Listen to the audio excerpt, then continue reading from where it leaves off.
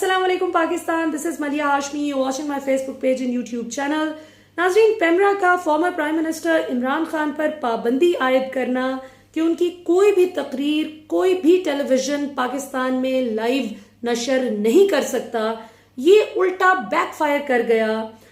इमरान खान पर जिस आधी रात को पेमरा की जानिब से पाबंदी आयद की गई, उससे चंद घंटे बाद ही उन्होंने लियाकत बाग रावलपिंडी में तारीखी जलसा किया, जिसकी व्यूअरशिप को जब डिजिटल मीडिया पर असेस किया गया तो वो एक अकेला जलसा इमरान खान के अपने माजी के तमाम जलसों के रिकॉर्ड्स तोड़ गया। सो क्लियरली ये कार्ड तो फेल हो गया और उल्टा इनकी बेइज्जती में मजीद इजाफा कल हुआ जब आलमी मीडिया ने इसको भरपूर तरीके से कल और परसों टेकअप किया इस इशू को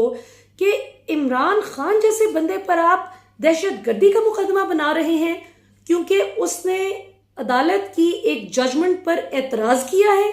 इस पर आलमी मीडिया पर मशरिक से लेकर मगरिब और शुमाल से लेकर जुनूब तक जितने भी इंटरनेशनल मीडिया आउटलेट्स हैं, बैनुल अक़वामी जरीदे हैं, अखबार हैं, डिजिटल मीडिया आउटलेट्स हैं इंटरनेशनल मीडिया के, उन सब ने इस इशू को भरपूर तरीके से टेकअप किया और उल्टा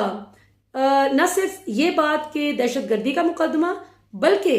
पेमरा ने जो पाबंदी आयद कर रखी है ये भी उल्टा बुरी तरह से इनकी बेइज्जती का बायस बना इंपोर्टेड हुकूमत के लिए। अभी as we speak Rana Sanaullah ने एक नया प्लान तरतीब दिया जो कि वो खुफिया ही रखते अगर ये ऑलरेडी इमरान खान तक ये प्लान लीक ना हो चुका होता। सो चूंकि वो जानते हैं कि जब इमरान खान को आज से 2 दिन पहले गिरफ्तार करने की प्लानिंग ये कर चुके थे और इनका ये ख्याल था कि इमरान खान को हम बहुत आसानी से रात को 3-4 बजे जब सब लोग सो रहे होंगे, किसी को पता ही नहीं चलेगा, हम जाके इमरान खान को इस्लामाबाद पुलिस से अरेस्ट करवा लेंगे। वहां पर उल्टा इनका ये प्लान यूं बैकफायर कर गया कि मैंने आपको कल भी बताया था कि हर इदारे में इमरान खान के खैरख्वाह बैठे हैं क्योंकि इदारों में कोई एलियंस या रोबोट्स नहीं है, वो मेरी आपकी तरह की अवाम ही बैठी हुई है। सो उन्होंने इमरान खान को इंफॉर्मेशन दे दी कि ये रात को 3-4 बजे तक आपको अरेस्ट करने के लिए आने का प्लान कर रहे हैं। लिहाजा पाकिस्तानी अवाम तक जब ये इंफॉर्मेशन पहुंची तो रात 11:30-12 बजे के अराउंड ही इमरान खान के घर से लेकर तकरीबन 2.5-3 किलोमीटर तक गाड़ियां ही गाड़ियां, बंदे ही बंदे, मोटरसाइकिल्स, जो जिसके पास जो सवारी अवेलेबल थी वो उसको इस्तेमाल करते हुए इमरान खान के घर के बाहर पहुंच गया। अब सूरत हाल ये हुई कि जब हजारों की तादाद में पाकिस्तानी अवाम इकट्ठी होगी इमरान खान के घर के बाहर, तो इनको ये खतरा हुआ कि अब हम बेइज्जत भी होंगे, अरेस्ट भी नहीं कर पाएंगे और उल्टा इमरान खान की गिरफ्तारी का मामला फिर लंबा खटाई में पड़ जाएगा। लिहाजा बेहतर है कि पुलिस को भेजो ही मत। अब ये हुआ कि इन्होंने सोचा कि इमरान खान की कल जो प्रोटेक्टिव बेल है, राहदारी जमानत जो उनकी 3 दिन के लिए मंजूर हुई थी, वो कल खत्म हो जाएगी और इमरान खान को हर सूरत एंटी टेररिस्ट कोर्ट में कल पेश होना है कानून के मुताबिक।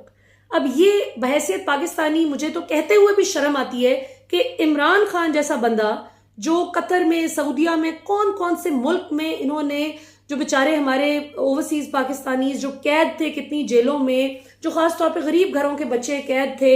उन सबको इमरान खान ने बहैसियत प्राइम मिनिस्टर अपनी अच्छी डिप्लोमेसी यूज करते हुए उन सबको वापस वतन भिजवाया और लोगों ने झोलियां उठा उठाकर खानदानों ने दुआएं दी थी इमरान खान को।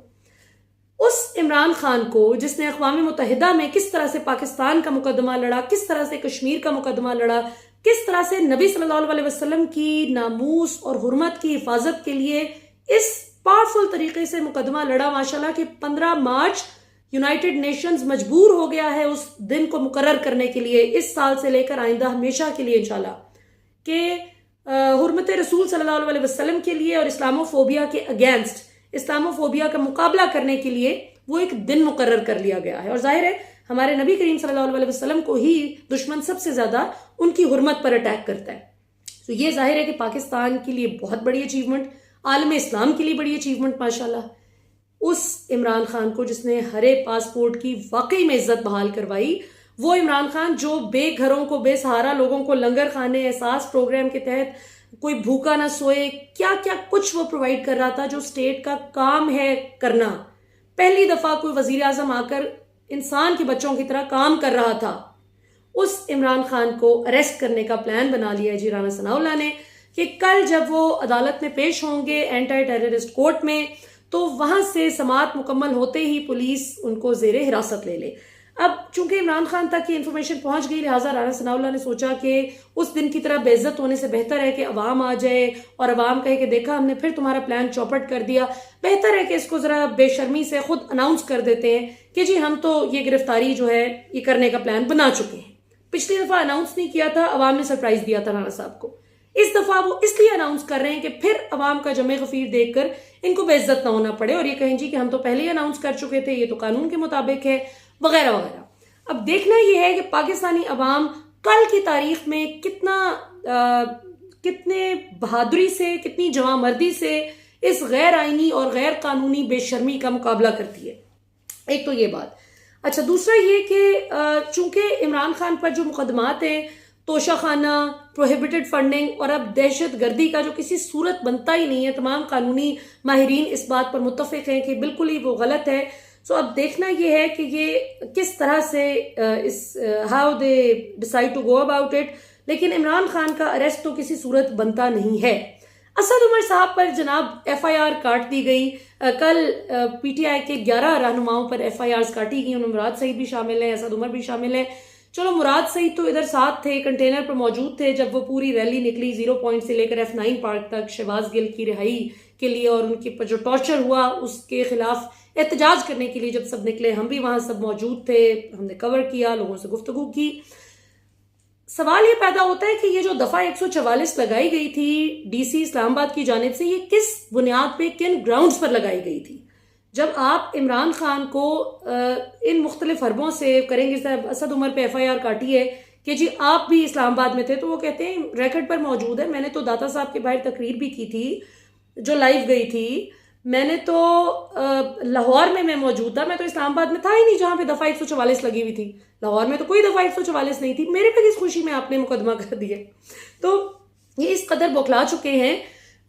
DC इस्लामाबाद को अलबत्ता इस बात का जवाब देना होगा कि आपने 144 किस खुशी में लगाई थी, कौन सी एबनॉर्मल सर्कमस्टांसेस थे, क्या ऐसा हो गया था कि इस वजह से आपने सोचा कि बस अब तो इतने एबनॉर्मल हालात हैं, दहशतगर्दी का वो खतरा है, अल्लाह माफ करे, कि दफा 144 लगानी जरूरी है। मकसद क्या था कि राना सनाउल्लाह के ऑर्डर पर इमरान खान के एहतजाज को रोकना था, रुकावट डालनी थी। और अब आते हैं इस बात पे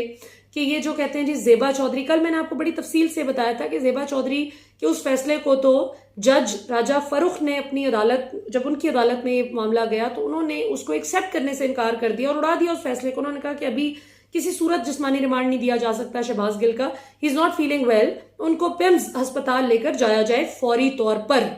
तो ज़ेबा चौधरी जो है एडिशनल सेशन जज साहिबा, जो कि बताया जा रहा है कि मुज्तबा शराजी पीपल्स पार्टी से ताल्लुक रखते हैं, उनकी अहलिया हैं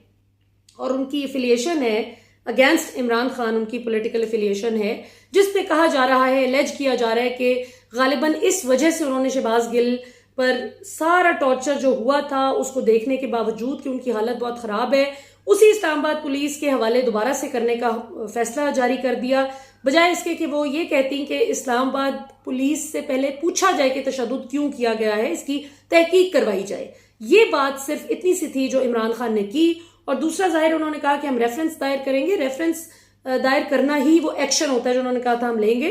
तो ये तो हर पाकिस्तानी सिटीजन का हक है, यानी इस बात पर आपकी तौहीन हो गई, लेकिन इस बात पर आज तक कभी आपकी तौहीन नहीं हुई, आप सब जजेस की और जितने भी हमारी मोहतरम फैसला साज हैं, कि हमारी अदालती परफॉर्मेंस,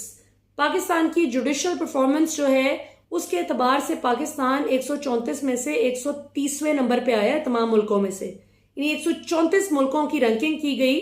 जिनमें से 130वें नंबर पे, आखिरी पोजीशन पे आ रहा है पाकिस्तान, कि यहाँ पे अदलो इंसाफ नहीं मिलता, यहाँ पे इंसाफ नहीं मिलता लोगों को। अमीर के लिए कानून कुछ है, गरीब के लिए कुछ है, अदालती कारकर्दगी इस कदर नाकिस है। तो हुजूर सल्लल्लाहु अलैहि वसल्लम ने तो फरमाया था कि खुदा की कसम अगर मेरी बेटी फातिमा भी चोरी करती तो मैं उसके भी हाथ काट देता। आप क्या बातें कर रहे हैं? यहां भी मर्द और औरत कहां से आ गया? ये मुझे पाकिस्तान में सिलेक्टिव एप्लीकेशन इतनी बुरी लगती है इस औरत कार्ड की, जिसका हिसाब नहीं, कि जब कोई काम हुआ उस वक्त फौरन खातून बन गए। लेकिन जिस वक्त एक इंसाफ के तराजू पे आपकी कारकर्दगी को तोला जाए, जिस वक्त अवाम सवाल करे, उस वक्त फौरन खातून बन गए। ये तो कोई तरीका ना हुआ। जिस वक्त आप कहते हैं, समेत मेरे, जिस वक्त हम लड़कियां, खवातीन, हम सब ये कहती हैं कि जी फीमेल रिप्रेजेंटेशन होनी चाहिए हर फील्ड में, हर जगह खवातीन को अपॉर्चुनिटी मिलनी चाहिए, इक्वल अपॉर्चुनिटी मिलनी चाहिए, कहते हैं ना हम सब, तो फिर हमारी अकाउंटेबिलिटी भी उस हिसाब से होनी चाहिए। ये नहीं हो सकता कि जो मर्द सहाफ़ी हैं उनको तो बंदा पूछे फेक न्यूज़ देने पे, लेकिन खवातीन सहाफ़ी जो हैं वो कोई जालसाजी करते हुए पकड़ी जाएं, वो कोई गलत काम करते हुए पकड़ी जाएं, वो कोई फेक न्यूज़ फैलाते हुए पकड़ी जाएं तो फौरन सरों पे दुपट्टे लेके अदालत में पहुंच जाएं कि जी देखिए हमारी हरासमेंट हो गई। ऐसे नहीं होता। जिस वक्त आप फेयर और इक्वल अपॉर्चुनिटीज मांगते हैं तो फिर इक्वल लेवल ऑफ अकाउंटेबिलिटी भी होना चाहिए। अदरवाइज आप बाकी उन तमाम खवातीन का रास्ता खराब कर रही हैं, तंग कर रही हैं, कि जो मेरिट पे काम करती हैं, जो मेहनत करती हैं, जो बिलीव करती हैं इस बात पे कि हम मेहनत के सर पे आगे आएंगे, हम नहीं गंदे शॉर्टकट लेंगे, हम नहीं किसी को अपीज करेंगे बिला वजह, हम नहीं किसी के साथ गलत ट्रांजैक्शनल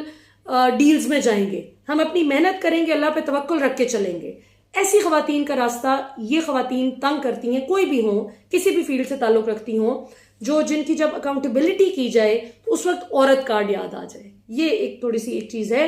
बहरहाल ज़ेबा चौधरी साहिबा की अगर केस की स्पेसिफिकली बात की जाए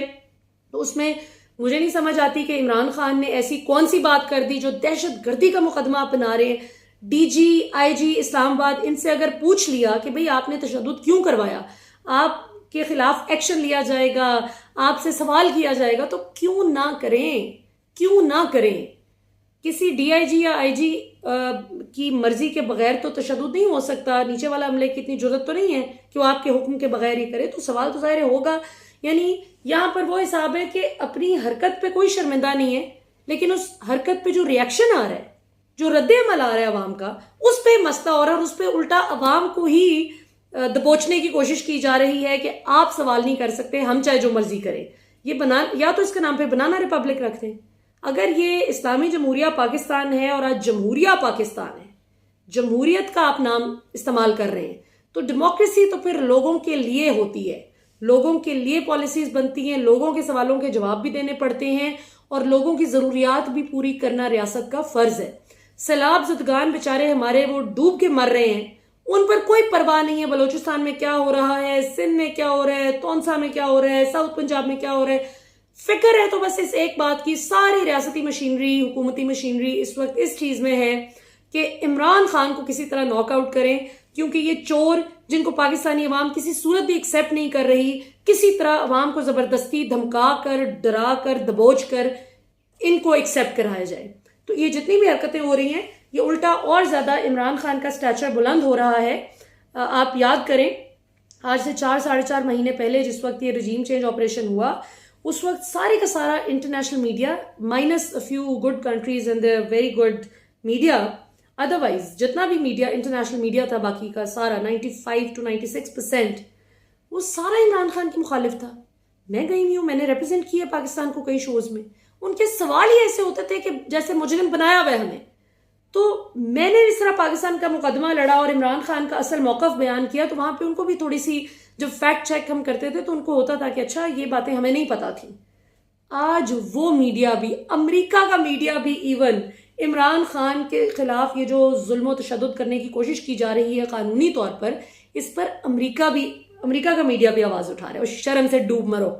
जिनको अपीज करने चले थे वही तुम्हें जूते मार रहे हैं, इसके आगे क्या बात रह जाती है। और आखिर में बड़ी दिलचस्प बात है, पीडीएम की कुछ रहनुमाओं ने इस बात की सख्त मुखालफत की है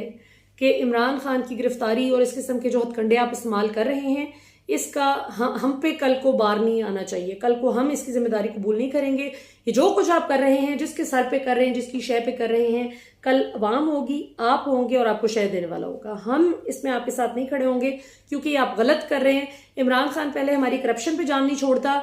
अब जब ये हमने अगर उसको गिरफ्तार करा लिया और कोई भी बदतमीजी की या करवाई तो पाकिस्तान की अवाम हमें नहीं बख्शेगी और हमने फिर आगे अल्टीमेटली हल्कों में जाना है। हमने अगर वक्त पे भी इलेक्शंस हो जाते हैं 2023 में भी, तो eventually we have to face the message और पाकिस्तानी अवाम जिसकी हमदर्दी ऑलरेडी इमरान खान के साथ इस कदर बढ़ चुकी है रिजीम चेंज के बाद, अगर हमने कोई भी मिस एडवेंचर करने की कोशिश की इमरान खान के खिलाफ, तो ये जो बनी गाला के बाहर अवाम आई थी ये तो कुछ भी नहीं। हल्का हल्का, शहर शहर, कस्बा कस्बा, गांव गांव एहतजाज की आग जो है वो भड़क उठेगी और खाना जंगी की तरफ मुल्क चल पड़ेगा। तो ये मत करें, आप कल के जाते आज चले जाएंगे। और वो जैसे सिद्दीक जान ने ठीक मिसाल दी थी एक ट्वीट में कि केले के छिलके पे खड़ी हुई हुकूमत है, इनकी इतनी जुर्रत या औकात नहीं है कि इमरान खान को गिरफ्तार करें या कुछ तशद्दुद करें। लेकिन अगर अपनी औकात से बढ़ के कोई काम करेंगे, औकात से निकल के, तो फिर पाकिस्तानी अवाम को बहुत अच्छी तरह से आता है to cut people to size and bring them back to the level where they belong. अभी तक के लिए नाज़रीन इतना ही। इंशाल्लाह फिर आपसे मुलाकात होती है। पाकिस्तान जिंदाबाद।